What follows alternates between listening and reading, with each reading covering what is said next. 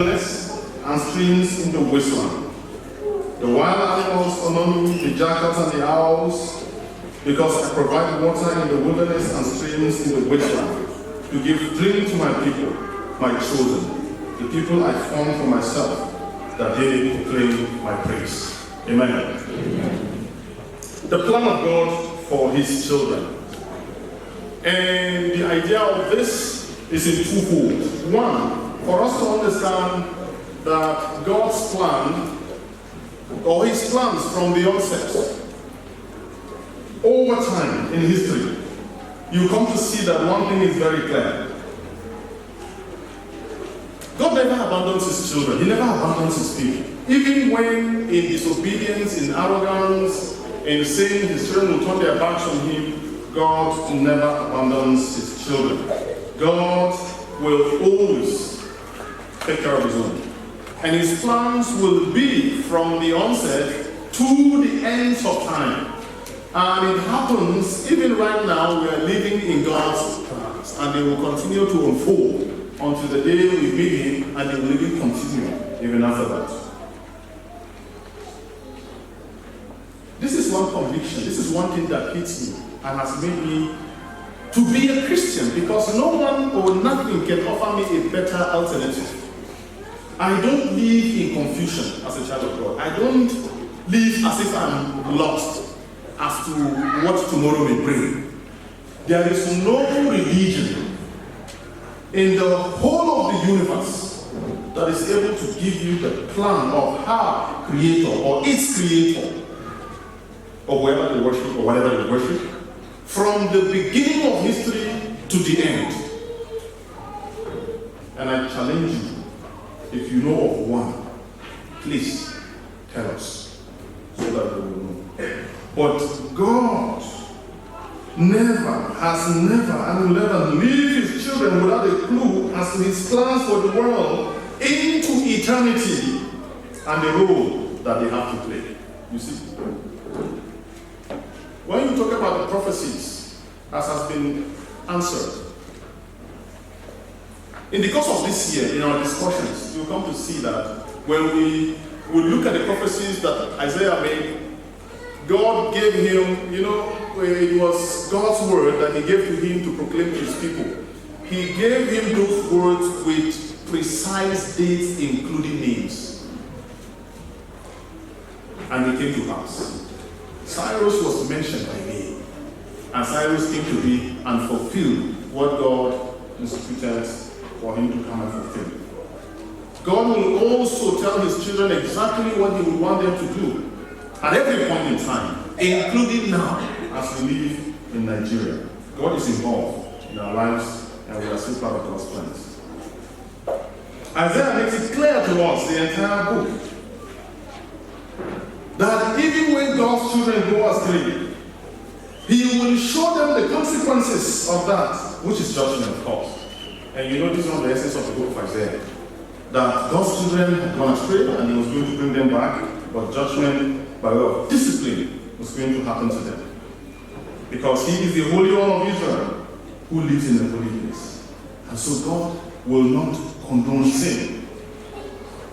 But you come to see the book of Isaiah is about that right in the middle of God's disciplining of his children, there was a message of hope of deliverance. Hope was given to them in the middle of their challenge. They were sure that deliverance was going to come. Even though the situation before them looked impossible, yes, the message of hope was given to them. But you see, part of the fulfillment of prophecy, some of the messages, as I said earlier in the year, Isaiah spoke them, but he did not fully understood the magnitude of some of those prophecies. So the languages that were used, or the words that he used, were deliberately captured in such a way that the nation Israel would understand, because they were a nation that would go on exile and the passage we have read, Isaiah 43:19, will talk about a path that will happen between the nation Israel or the land of Israel to Babylon and back, a desert land. You remember I mentioned how many of us have seen how a desert looks like? There are different kinds of deserts. How many have seen even one time? They were going to journey that road. So he would use a language that would capture the idea of how that road would look like. But then the prophecy will have a larger implication. The fulfillment of many of what Isaiah mentioned came to be in the person of Christ. And even this passage that we have read, by way of introduction, 43:19, is talking about not only the ministry of Christ that he will come to fulfill, where all of us will now be part of this new thing that God is doing. What was going to be new at the moment to the nation has to do with this impossibility that they will go to exile and come back to their land.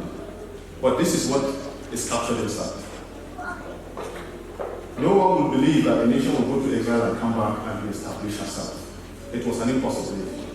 Secondly, it was for them to understand that this act of God was because he wanted to renew his relationship with them.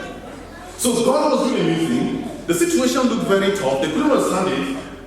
But he's saying only those that are in tune with my plan will understand it. That's why he asked the question, can you not perceive it? I'm doing a new thing in your life. But you see, what was going to happen that time was discipline. What was going to happen? Destruction of their land. What was going to happen? Those were the things that they've already been told. They will be taken to exile. And you know what that means? Slavery. So the Egypt experience was completely repeated. God had warned them from Deuteronomy. This land you are going in is littered with idols.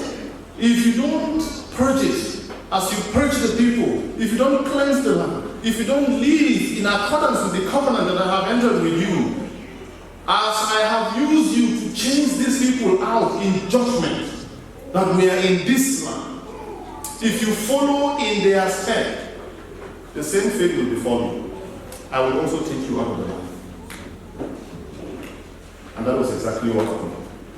But Ezekiel will also capture this. When that activity was taking place immediately, and the language that Ezekiel used is this, that God's act of taking the children of Israel to Babylon was actually like a husband taking his wife on a retreat so that he will retoast her. Yes, I'm using contemporary language so I can send a message home. So that he will retoast his wife and renew their covenants. You get the point? Especially Patrick. So that's the idea of the new thing that they could not understand. I am doing something new in your midst. It looks very tough at this moment. It looks very negative at this moment, but there is something that's going to come out of it. And it's going to lead to something. Ultimately, I am taking you to the point you have to take the entire prophecy in perspective, where the Messiah is going to come.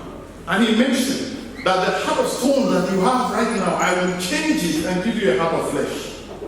A heart that listens, a heart that obeys. Now that is talking about the coming of the Holy Spirit that will indwell the believer and enable the believer to respond in obedience to God's orders, to God's dictates, to God's direction.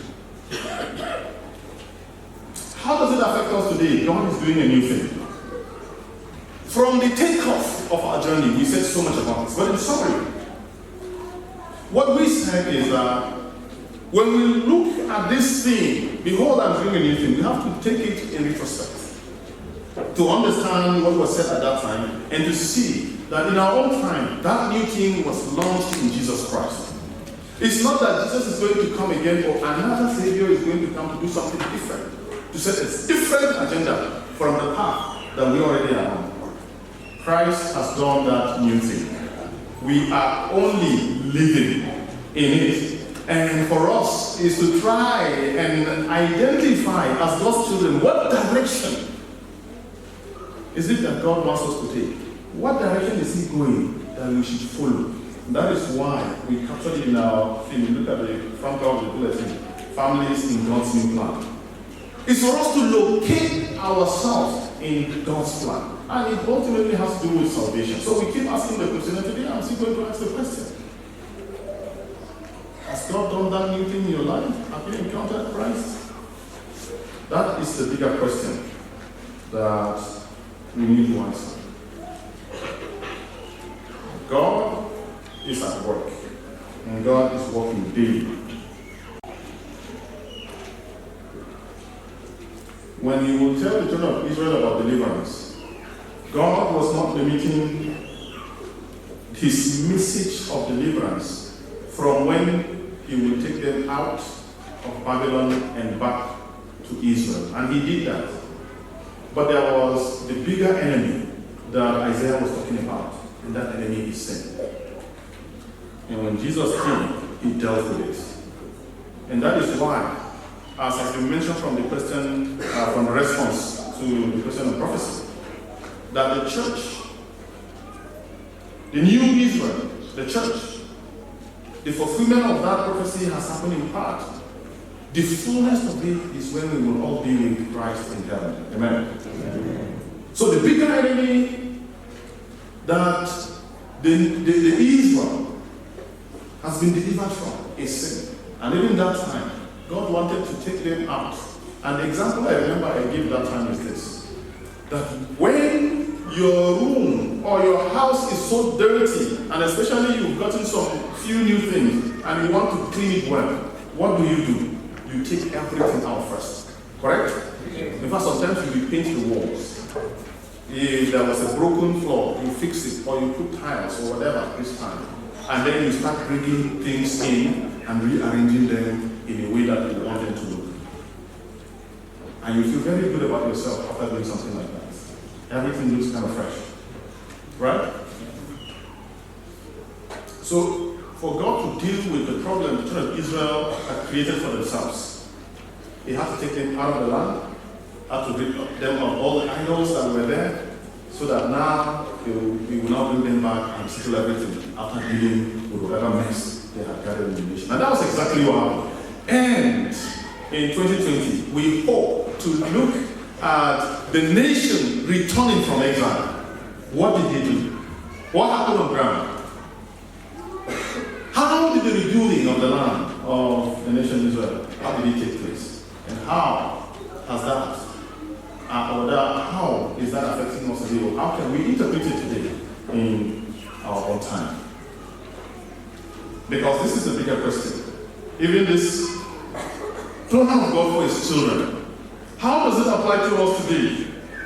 And what is it that God has spoken to you and I through Isaiah this year? This has been the big question that we are asking ourselves. What is it that the Lord has said to me as a person? Even if you are not able to ask a question today, even if you don't have, or you didn't have the opportunity to say something about what you believe God has spoken to you this year through Isaiah, it's something that will encourage us to do as we spend time just before we get into the next phase of the journey.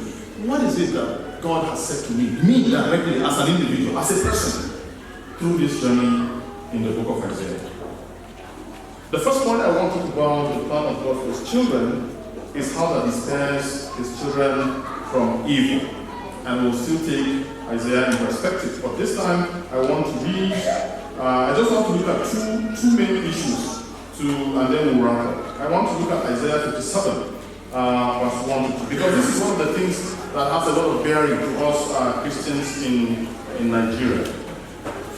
Especially in Nigeria. For Christians, I think this is a global challenge, but especially in our country. That it is the plan of God to spare his children from evil. And how is he doing that? Isaiah 57, 1 and 2 says, "The righteous perish, and no one takes it to heart. The devout are taken away, and no one understands that the righteous are taken away to be spared from evil. Those who walk uprightly enter into peace. They find rest as they lie in death." Amen. You know, our situation in Nigeria, the church especially, calls for this question always. And this is the question. Is God not seeing what is happening to his children, his innocent children in Nigeria? Is God not seeing what is happening? How is it that the wicked seem to be succeeding in their wicked deeds and nothing happens to them? How that our brothers and sisters are killed brutally and mercilessly? Our lands are taken over by the marauders. Does God see all of these things? I know sometimes we come to church and we ask this question.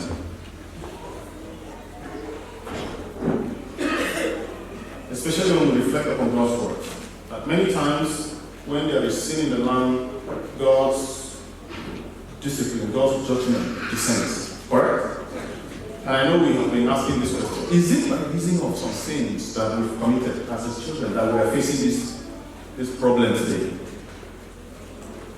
Another thing that is clear, as we see in the book of Acts of Apostles, when there is revival, the kingdom of darkness is challenged and she will respond.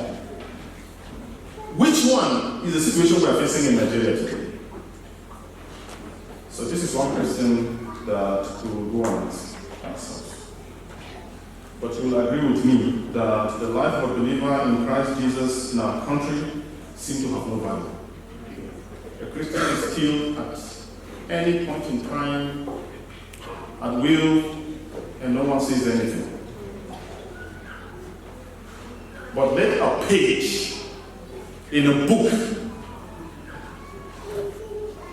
be tampered with in some ways that someone will perceive it to be unacceptable, and heads will roll. Correct? People carry out such events with all kinds of impunity.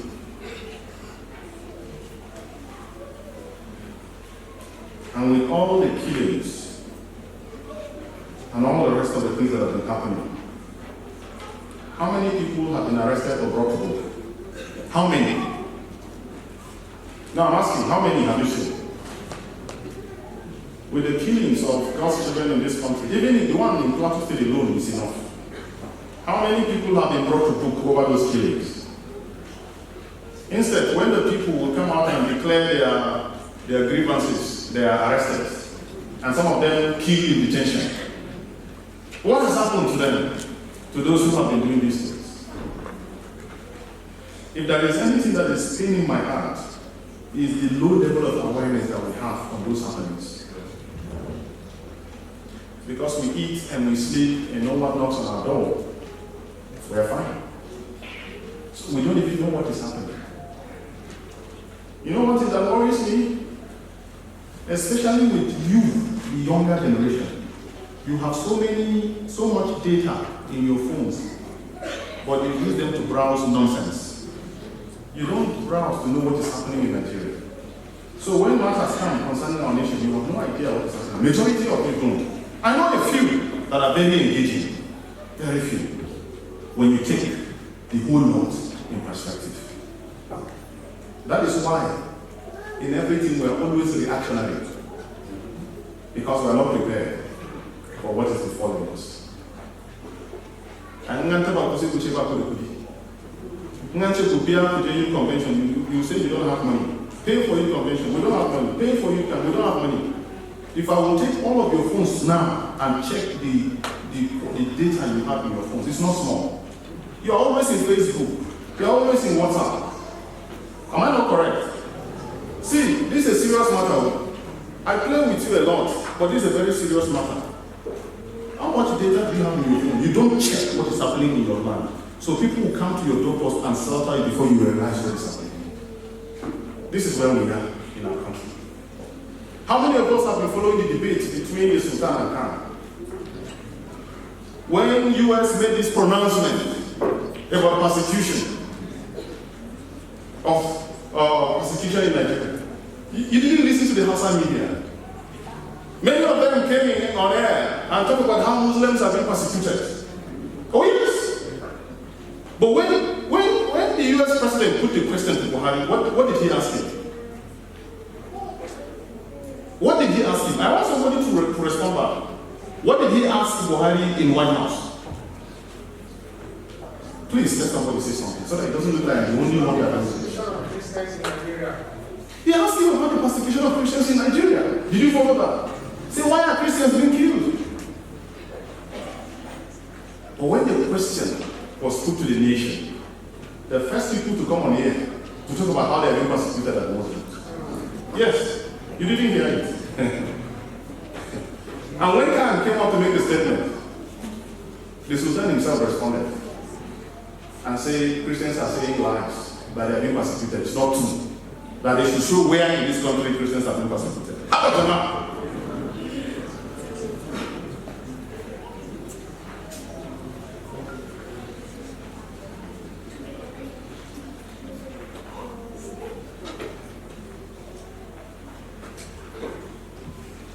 We have suffered all kinds of devastations in this country as Christians. It pains my heart when I hear people talk and they say the government needs to do something. I laugh. Which government? How can the one that created the problem solve it? Because he created the problem to solve his own problem. And by that he's creating more problems to you. And you are trying to him to solve the problem. How?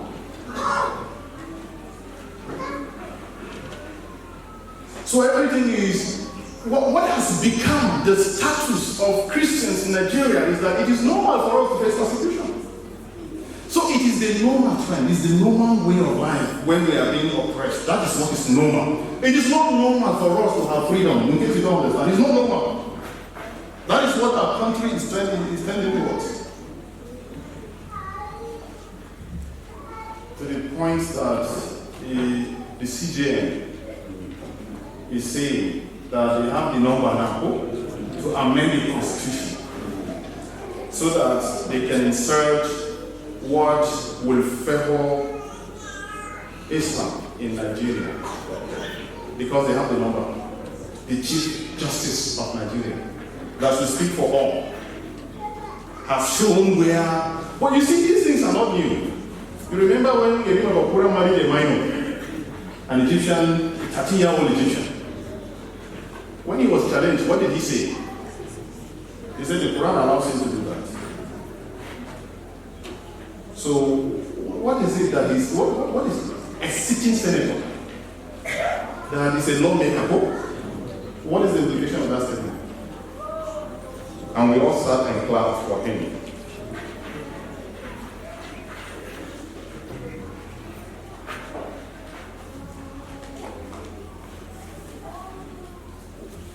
Now, how do we respond to the killings?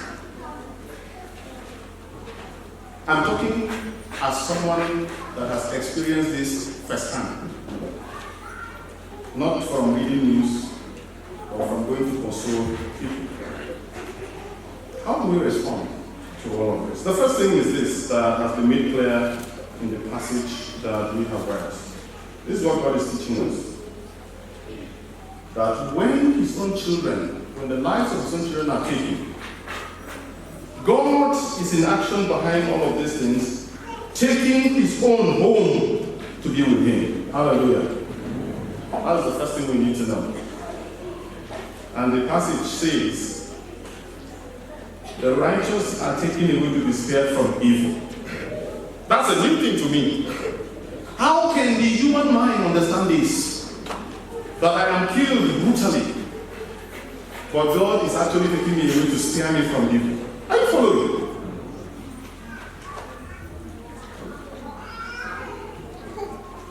I will remember quickly what Prophetess Huldah pronounced on account of King Josiah in 2 Kings chapter 22.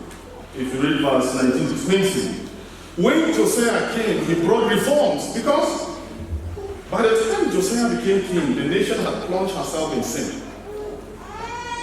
And when he came as a young boy, he discovered the book of the law. And he tore his clothes, put ashes on his head, lay flat on the ground, and asked for God's forgiveness upon the nation. And asked that God should spare him and bring revival.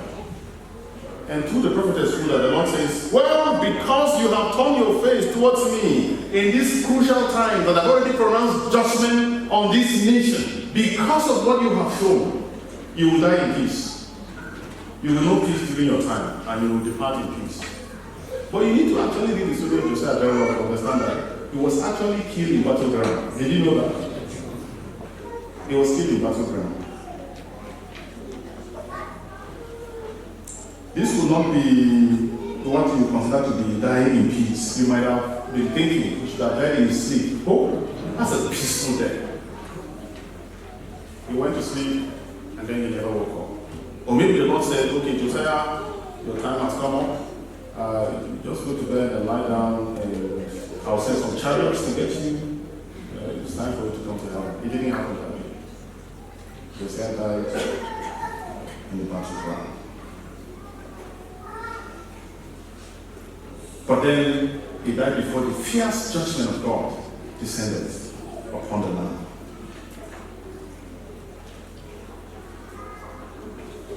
And it is based on the calamity that befell the land that you can understand that really Josiah died in peace. Of course he was still in the battleground, but he died in peace. One thing I must make as a disclaimer is that I do not know the full meaning of this text as I live in this body. As much as the death of a loved one, especially when this death happens in a very brutal way, it's painful. And as I said, it's something I've experienced. I know how painful it can be. But I accept it because I believe in the wisdom of God. That it takes his own hand to spare them from evil. Death has become a messenger to usher God's children into his presence. Death, we must die. This is the sentence pronounced on Adam. To death in the same statement. The day you eat this food, death you shall die. So as long as we are in this body, death we shall die. The prophet captures it very well in verse 2 when he says, those who walk uprightly enter into peace. Did you read that? Verse 2. Those who walk uprightly enter into peace. They find rest even as they lay in death. Amen. That is why I'm a Christian. You see, this is captured from the Old Testament because many times we used to say that it's only in the New Testament that we now got the idea that when we die we go to heaven. This is Isaiah. Over 150 years before exile. And many more before the coming of Christ made this pronouncement. Having been inspired of the Lord, that those who die uprightly walk or enter into God's peace. I've always wondered, believe me, when I look at friends and people that have lost 3 people at once, 5 people, 8 people, you know that there are some families that were wiped off completely, right? The parents and their children and the grandchildren, house closed. That is why when I hear people talking about how that when they marry, they are planning, I want to have this number of children, and these ones must be females, this one must be males, I'm just looking at you. Your perspective is still not there. It's a good thing to hope for these things, it's a good thing. But when you hinge your hope on these things, you're wasting your time. We live beyond these things as children of God. It's a good thing to have children. I have some. It's a good thing. But when you put everything as if that is what life is about, you're finished. You've not started anything yet. I wonder. I've listened to the testimony of some. One woman who sat and watched 5 of her children slaughtered right before her. And the one that survived, she didn't know how that one survived. I said, maybe God left her with that one to be a consolation. Even in that situation, as God's children, when this happens to us, we've entered into God's peace. Jesus said, in this world you have trouble, but remember I will overcome. We were told of another old woman, a grandmother, from around last year. They kill everyone in the family. and they decided to let her, whether to leave her, that they left her to mourn the dead. Say, if we kill you, who will mourn these ones? So you stay alive and mourn them. She kept following them that they must kill her. She followed them until they reached a point and they told her, if you don't leave us, we will inflict an injury on you that will make you suffer. So just leave us. Go and mourn them.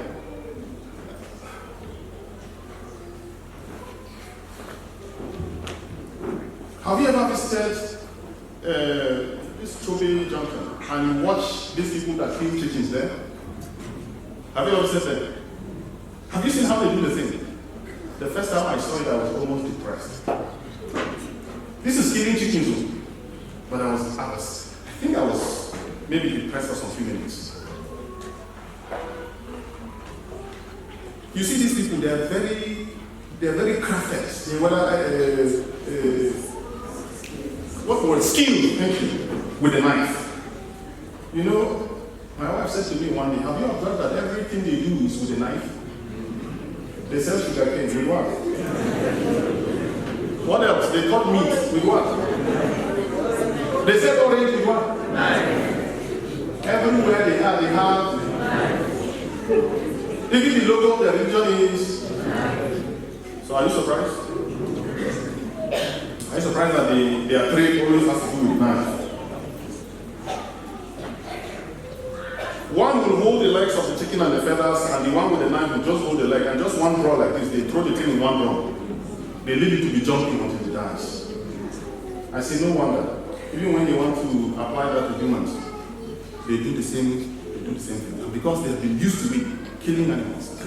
When they come to people, because they have this animalistic sense in them, they apply the same thing. See, a human being that does not have Christ is a very dangerous person.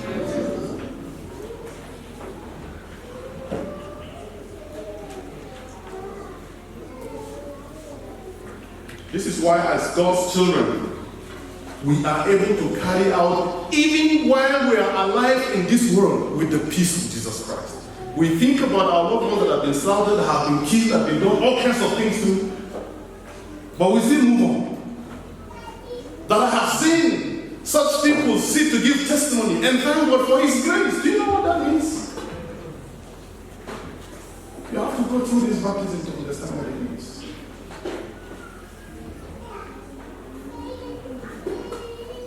The peace of Christ.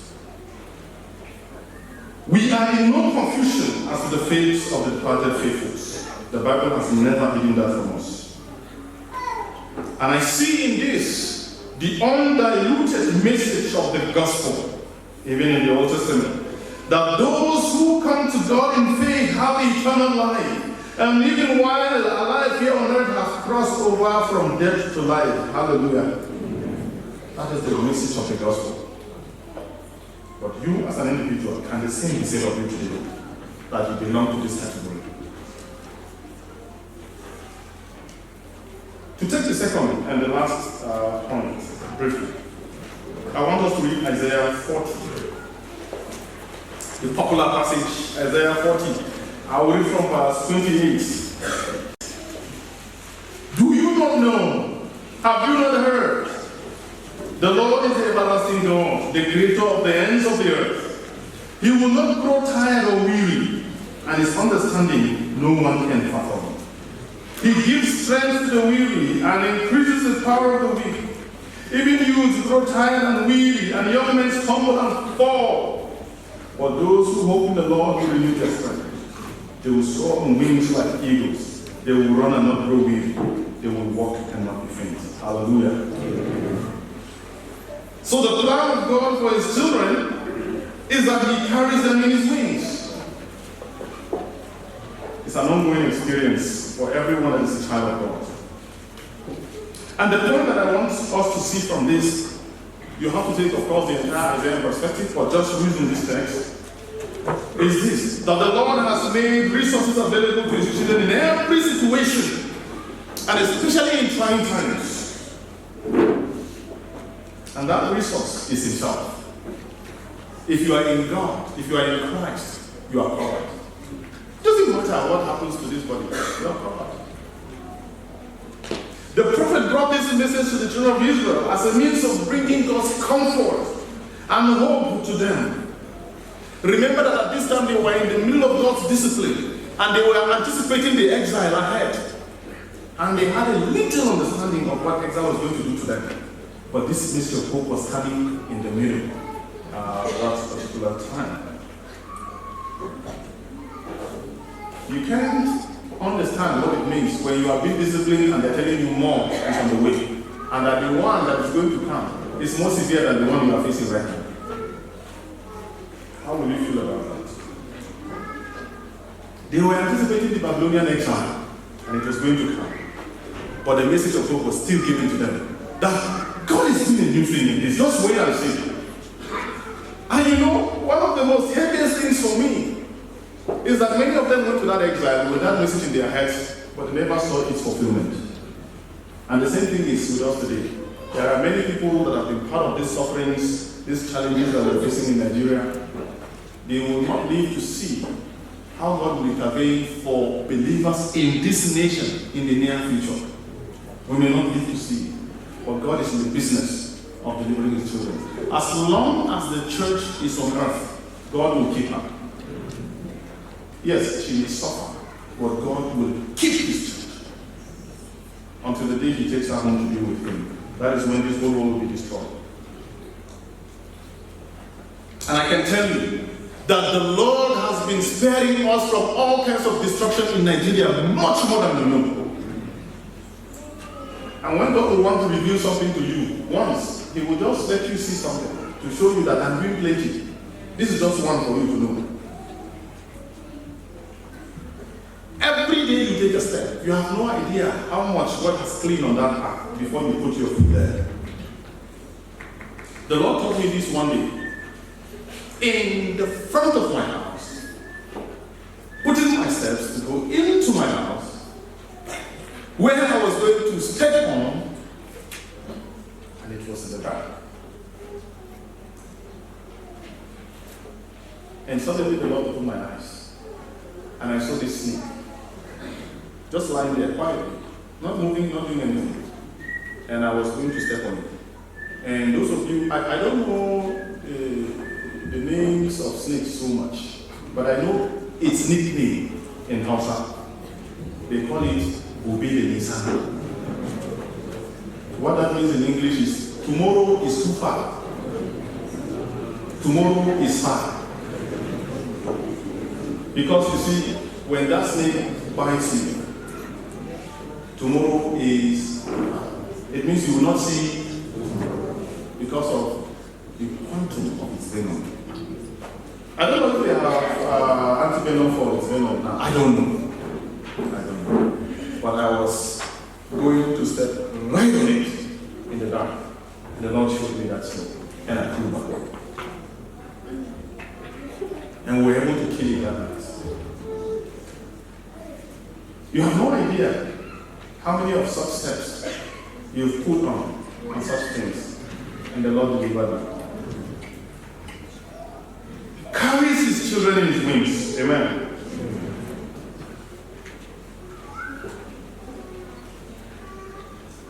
The discipline they received was because of their failure to remain faithful to the covenant that they entered with God.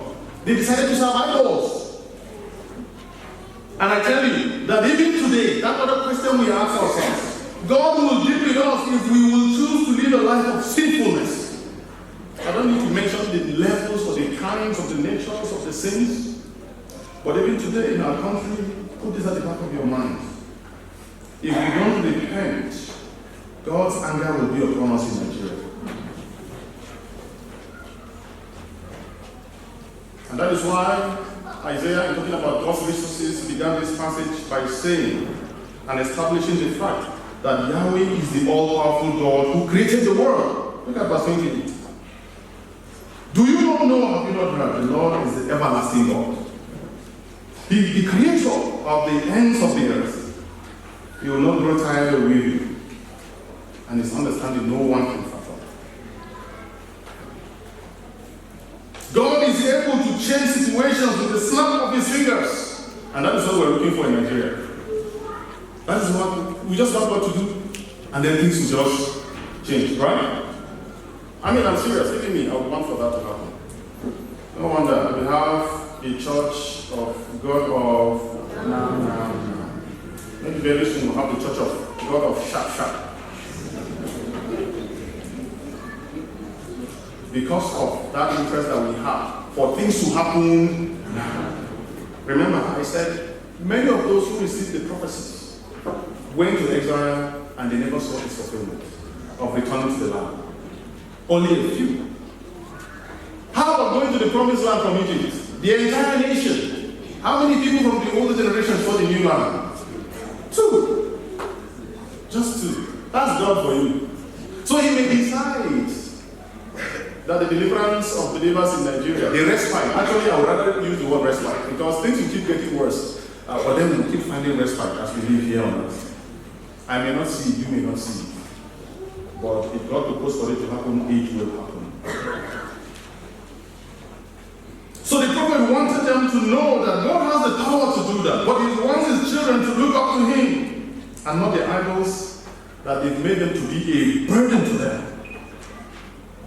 Not some of the resources they thought they could gather, like the military arsenals. You can buy all the military wares and put them in your house. Believe me, if death is going to come to you, it will meet you at your weakest point. Even when you arrive in the middle of your protection. When it was time for Abacha to die as president, did it not happen in the Azor? The most fortified place in Nigeria. But that went in. You know, I like Nigerians. We are very creative. You should have seen the cartoons and the pictures that were painted during that period. Even the one we did for the resurrection of Jesus Christ did not reach that one. When Abacha died and people celebrated him. Whether celebrated his death, not him. They drew pictures of them carrying a sickle. You know that sickle he used to carry? You know, that has a sickle. At least according to those cartoons. And how that death walked past the military guards, there were armor tanks. God, I wish I had those pictures I can show us. Because there is a generation here that do not know what happened that time. But you know, some of us that didn't care about some of those things. I was in the Polytechnic that time. And believe me, that day that Abacha died, I didn't even know that we didn't have a president in Nigeria. I didn't know. I was somewhere reading my books. So in the evening, I saw that even the lecturers were not going to class. It was as if the public holiday had been declared. It was in the evening I learned that Abacha was there. And I was like, do I have some weekend? It was as if the end of civilization has come. Where are we heading towards now?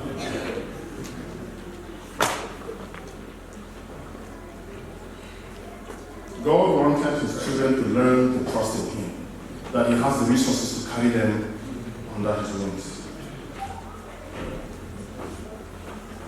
He wants them to know that he will provide them with all the resources that they will need, and they will never weary or falter in the midst of all challenges that bear on them. And this reminds me of this passage in the Gospels. And I want to read it as I conclude. Matthew chapter 11. Matthew 11:28.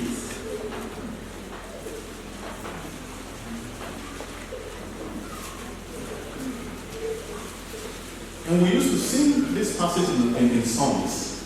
If I had time, I would have done the song. We say, "Come to me, all you who are weary and burdened, and I will give you rest. Take my yoke upon you and learn from me, for I am gentle and humble in heart, and you will find rest for your souls." Amen. For my yoke is easy and my burden is light. Hallelujah.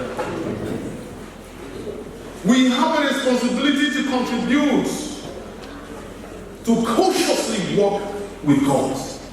That he has given resources does not mean we should go to sleep. We have a responsibility.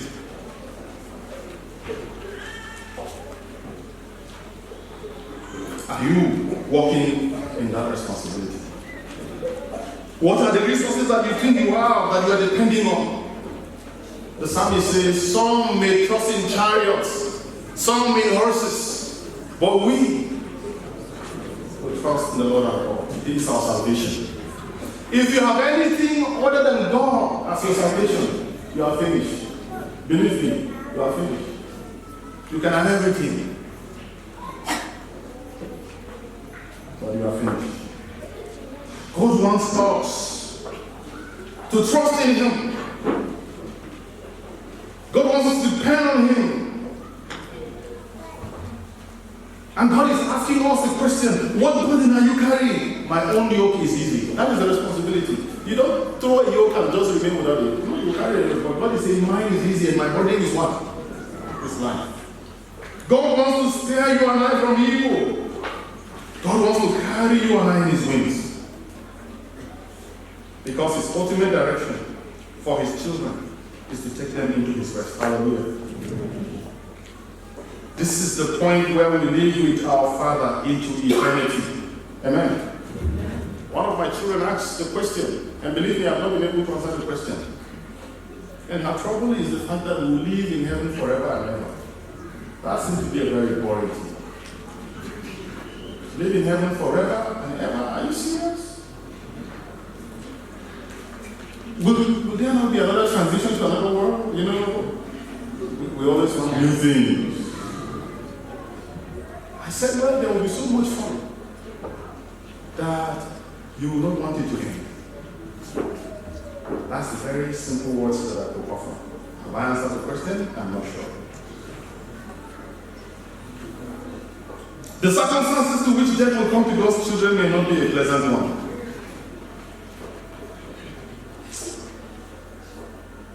But be comforted in this fact that God is working for our good to take us into His rest. He wants us to trust Him and His wisdom in all things. But in the meantime, He wants us to be faithful and obedient to Him. The things that are for us, we will know. Those that are not for us, we leave them to God. God wants us to be comforted in this one fact, that no matter the situation, He's got us. What are your struggles?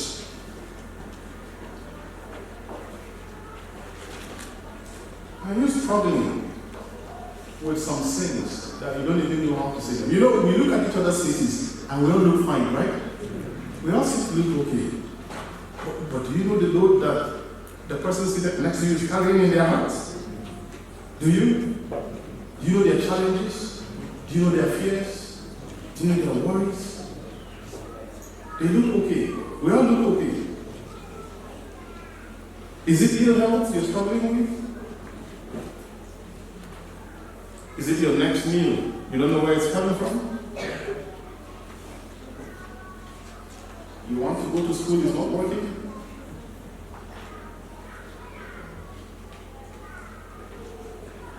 You have travels before you, you're wondering our roads, safety, and the rest of them. The Lord wants to carry you His wings. He is ever ready. You may not understand it. I may not understand it. But He has a plan for you and I. As individuals. And He will carry it into execution. Just live in obedience, in patience, and in hope. And that time will come. Right to you at your post. Amen.